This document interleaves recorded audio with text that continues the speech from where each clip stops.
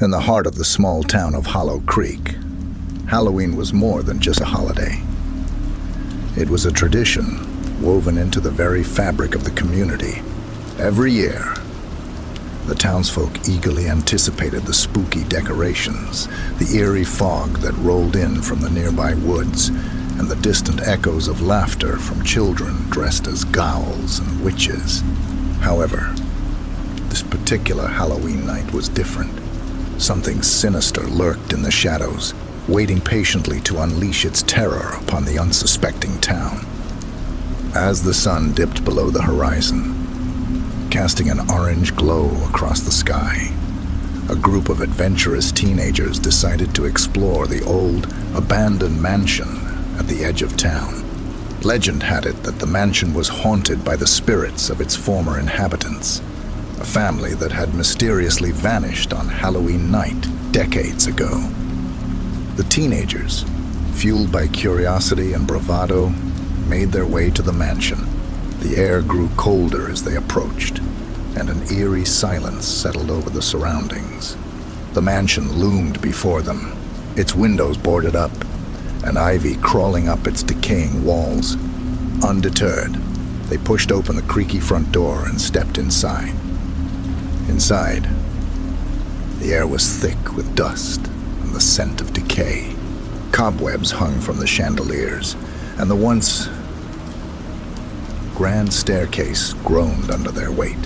Unfazed, they explored room after room, their flashlights flickering in the darkness.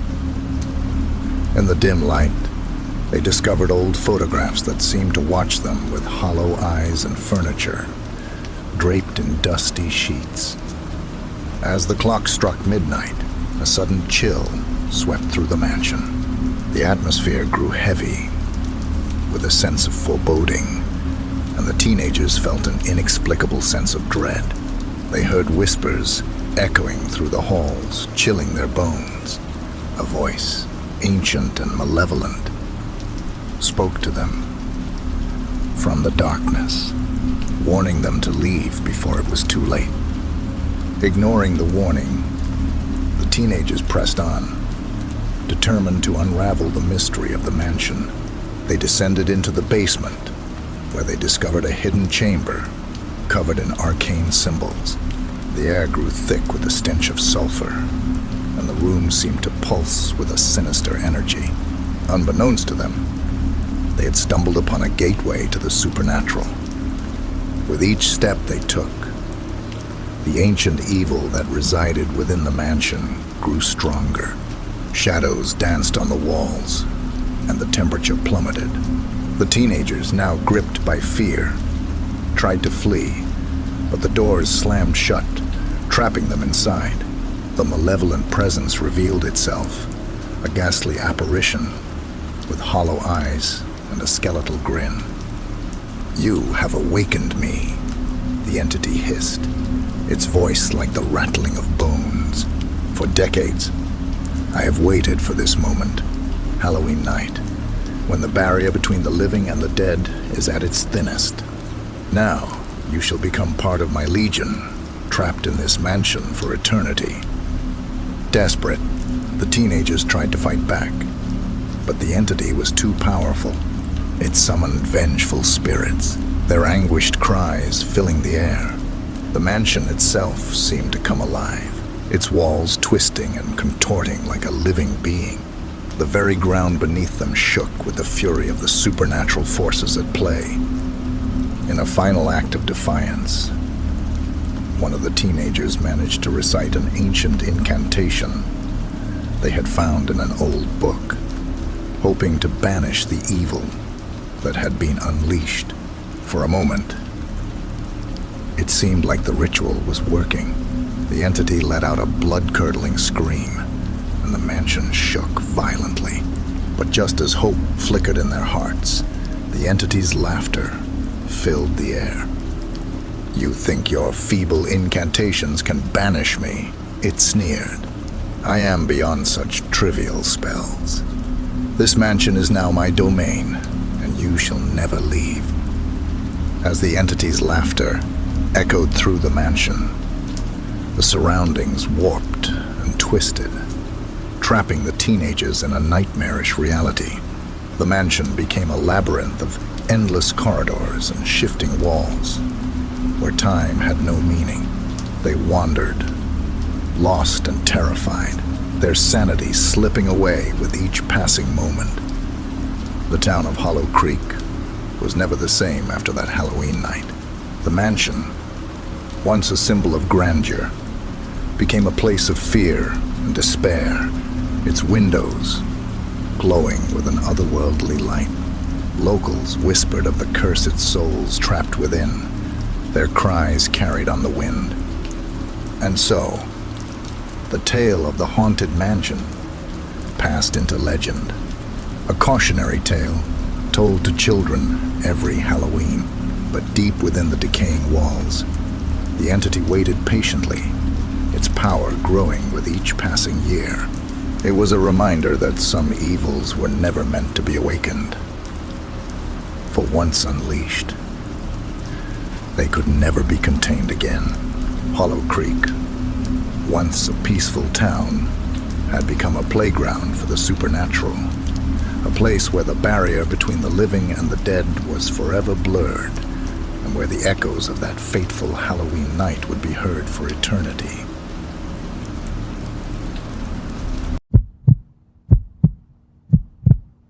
Halloween night had always been a special occasion in the quiet, picturesque town of Willowbrook.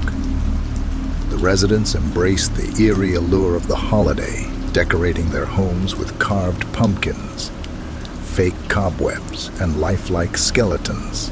Fake cobwebs and lifelike skeleton. The annual Halloween parade was the main attraction, drawing visitors from neighboring towns. As the sun dipped below the horizon on one particular Halloween, the streets came alive with the sound of laughter and the flicker of jack-lanterns. Costumed children, their faces aglow with excitement, lined the sidewalks, eagerly awaiting the parade. But there was something different about this year. A sense of foreboding lingered in the crisp autumn air. The townsfolk had heard whispers of a sinister presence lurking in the shadows, a malevolent force that had taken root in their peaceful town. The parade began, with floats adorned in ghoulish decorations, and costumed participants from all walks of life. Amidst the revelry, a mysterious figure emerged, wearing a bone-chilling mask that sent shivers down the spines of onlookers. The mask was grotesque, its features twisted into a leering, malevolent grin. Its hollow eyes seemed to stare into the souls of those who dared to look upon it. As the figure moved through the parade, a hush fell over the crowd, a palpable fear spreading like wildfire. Children's laughter turned into uneasy murmurs, and the adults exchanged nervous glances. They watched as the masked figure, without uttering a word, singled out a young boy named Tommy, who was perched on his father's shoulders, his eyes wide with terror. The figure reached out with bony, gnarled fingers, extending a single, cold hand toward Tommy. The boy's father, unable to look away from the haunting mask, felt an overpowering urge to place his son into the figure's grasp.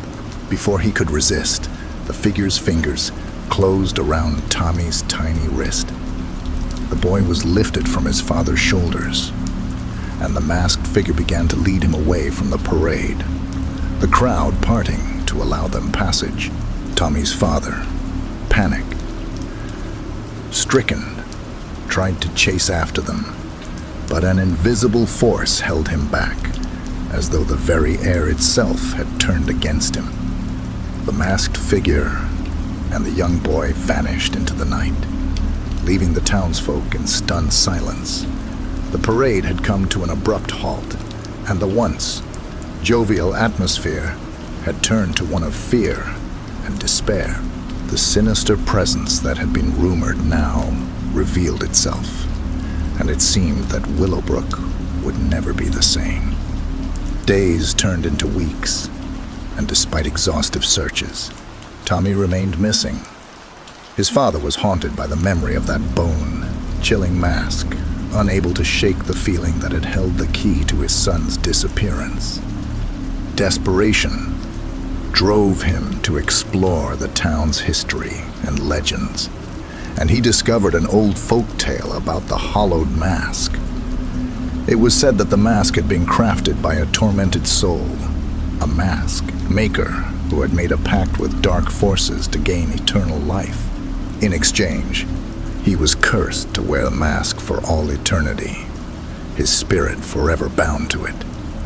The mask was said to be able to steal the souls of the living, trapping them in an otherworldly realm where the mask's creator, known only as the Masked One, held dominion.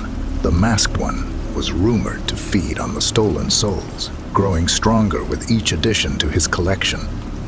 Determined to rescue his son, Tommy's father delved deeper into the legend. He discovered that the hollowed mask was hidden in a forgotten corner of the town's cemetery.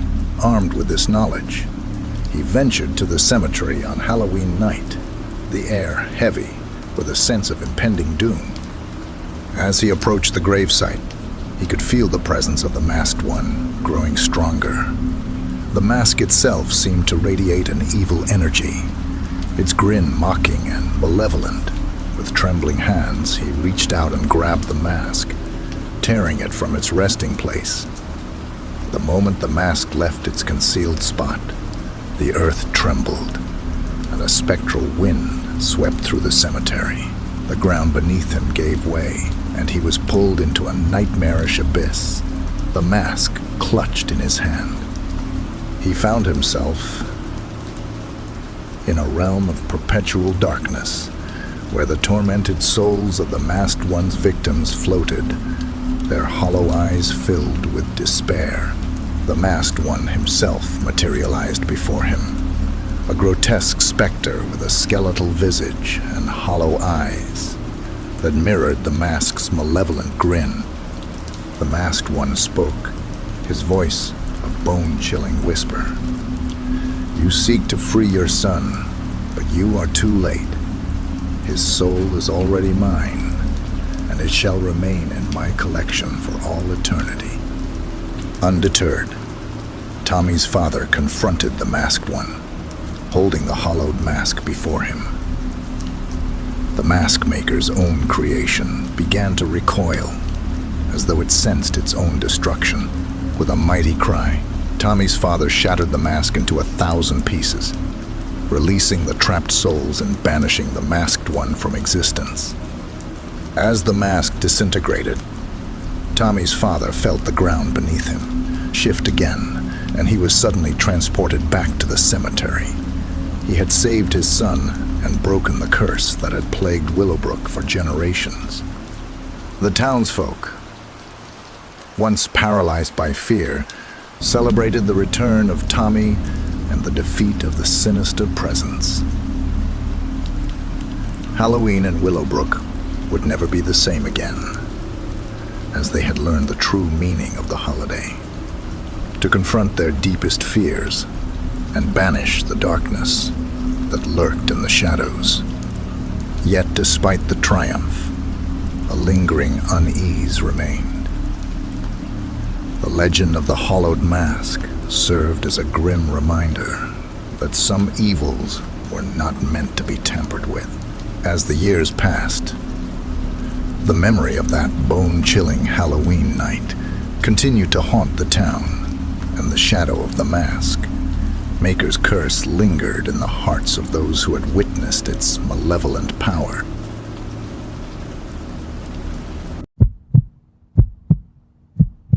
It was a bone-chilling Halloween night, the kind that sent shivers down your spine as you walked through the dimly lit streets of the small town of Blackwood. The moon hung in the sky like a sinister grin, casting long shadows that seemed to dance with malevolence. In the heart of Blackwood, an old dilapidated carnival had set up for the holiday, and its eerie, flickering lights drew the curious and the daring alike. The townsfolk had always been wary of the carnival. It had a dark history, a place where sinister accidents had occurred and eerie legends were born. Yet, the allure of the carnival's macabre charm was undeniable. And on Halloween night, it was impossible to resist its call. As the night fell, the first daring souls arrived. They were drawn by the distant strains of eerie music that carried on the wind and the beckoning lights that pulsed like a dying heartbeat. As they entered the carnival grounds, a sense of unease settled over them. The attractions were unlike any they had ever seen, grotesque and otherworldly. A haunted house with walls that seemed to whisper secrets, a funhouse mirror maze that distorted their reflections into nightmarish forms, and a Ferris wheel that creaked and groaned as it spun. But it was the main tent that held the most sinister attraction of all, a show billed as the Allure of the Dark Carnival. The crowd gathered under the big top, and as the curtains drew back, they were greeted by a ringmaster with a face painted like a skull. He introduced the show in a voice that sent shivers down their spines. The performers were no ordinary carnival acts. They were acrobats, contortionists, and fire eaters. But there was something otherworldly about them, a darkness that seemed to seep from their very pores. As the performance went on, the crowd became entranced by the eerie spectacle. The acrobats moved with an unnatural grace, their bodies twisting and contorting in ways that defied the laws of physics. The fire eaters breathed flames that danced like malevolent spirits, and the contortionists folded themselves into impossible shapes, their bones audibly cracking as they did. But it was the final act that left the crowd in a state of dread. A magician, dressed in tattered robes, approached the center of the stage. He held a black box adorned with ominous symbols, and he spoke in a language that no one could understand. With a flourish, he opened the box, revealing a swirling void of darkness. From the void, a pale skeletal hand emerged, followed by a figure that seemed to be neither alive nor dead. The crowd gasped as they recognized the figure. It was a lost loved one, returned from the grave. But as the figure drew closer, its face contorted into a grotesque mask of torment, and its voice whispered chilling secrets that sent a shockwave of terror through the audience. The magician closed the box, and the figure vanished into the void. The crowd, gripped by fear and confusion, began to panic.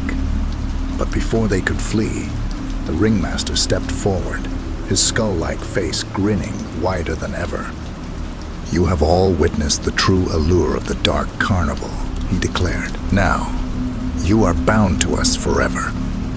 The carnival's performers began to transform, their bodies warping and contorting into grotesque, otherworldly forms. The crowd, paralyzed with fear, realized that they were trapped in a nightmare.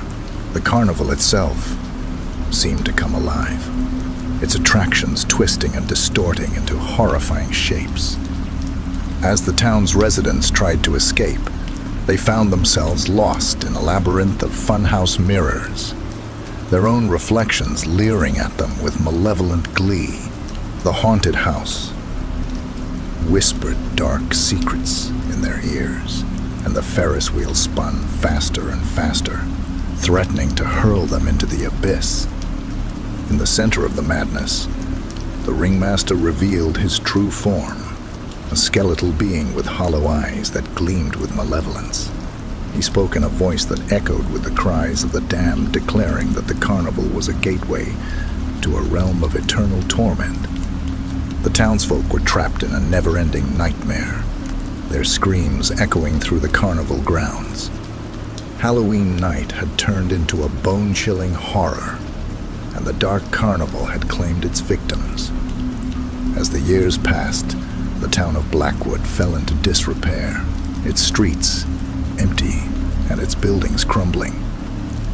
The carnival became a ghostly relic, a place of dread that no one dared to approach. Legends of the lost souls who had ventured there on that fateful Halloween night lived on. A cautionary tale told to children to keep them from the carnival's sinister allure. But the allure of the Dark Carnival was a powerful force, one that continued to beckon to those who dared to venture near. Its malevolent presence, like a shadow that could never be banished, waited patiently for the next Halloween night, when it would draw more unwitting victims into its nightmarish embrace, proving that some terrors were not meant to be forgotten.